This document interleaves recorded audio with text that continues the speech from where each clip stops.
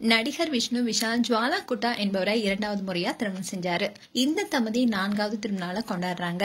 அதே நாளான இன்னைக்கு அழகான பெண் குழந்தையும் அவங்களுக்கு பிறந்திருக்கு.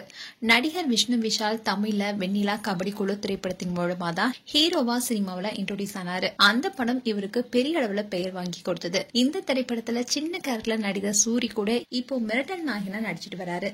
அதே மாதிரி இவரும் சினிமாவில அடுத்தடுத்து வளருவார்னு எதிர்பார்க்கப்பட்டுச்சு. முதல் திரைப்படத்துல கபடி விளையாட்டு வீரரா விஷ்ணு விஷால் நடிச்சிருப்பாரு என்பதை விட வாழ்ந்தாருன்னு தான் சொல்லணும். கடைசியில அவருடைய எதிர்பாராத மரணம் ரசிகர்களை ரொம்பவே ஃபீல் பண்ண வச்சுச்சு. அதுக்கப்புறமா அவர் நடித்த ஒரு சில திரைப்படங்கள் மட்டுமே பெரிய அளவுல ஹிட் அடிச்சது. அதுல குறிப்பா நீர்ப்பறவை, முண்டாசுப்பட்டி, ராட்சசன் போன்ற திரைப்படங்கள் இவருக்கு அடுத்தடுத்து ஹிட் கொடுத்தது. அந்த சமயத்துல ரஜினி நடராஜ் என்பவரை காதலிச்சு திருமணம் செஞ்சுக்கிட்டாரு. இந்த தம்பதிக்கு ஆரியன் என்ற மகனும் இருக்காரு. சில ஆண்டுகளே இவங்களுக்கு இடையே ஏற்பட்ட கருத்து வேறுபாடு காரணமா 2 பேருமே 2017 டிவோர்ஸ் பெற்று பிரிஞ்சுட்டாங்க. இந்நிலையில்தான் பேட்மிண்டன் வீராங்கனையான ஜுவாலாவை இரண்டாவது முறையா விஷ்ணு விஷால் காதலிச்சு 2021 எளிமையான முறையில திருமணம் செஞ்சுக்கிட்டாரு. விஷ்ணு விஷாலுடைய இரண்டாவது திருமணம் அந்த நேரத்துல பெரிய அளவுல பேசப்பட்டுச்சு. ஜுவாலாவுடைய பிறந்த நாள்ல தான் இவங்களுடைய திருமணம் நடந்தது. இப்போ அதே திருமணால இவங்களுக்கு குழந்தையும் பிறந்திருக்கு. அந்த மகிழ்ச்சியான செய்தி தான் விஷ்ணு விஷால் அறிவிச்சிருக்காரு.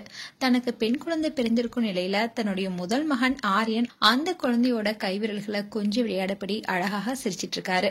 அந்த கியூட்டான போட்டோஸை இப்போ சோசியல் மீடியால ஷேர் பண்ணிருக்காரு விஷ்ணு விஷால். இதை பார்த்த ஃபேன்ஸ் பலரும் அவங்களுக்கு வாழ்த்துக்களை தெரிவிச்சிட்டு வராங்க. மேலும் விஷ்ணு விஷால் ஜுவாலா குட்டாக்கு எங்களுடைய வாழ்த்துக்கள். உங்களுடைய வாழ்த்துக்களை கமெண்ட் செக்ஷன் சொல்லுங்க. இது போன்ற வீடியோஸை பார்க்க நியூஸ் தமிழ் கிட்ஸ் சேனலை சப்ஸ்கிரைப் பண்ணுங்க. மறக்காம நோட்டிபிகேஷன் பட்டனை கிளிக் பண்ணுங்க.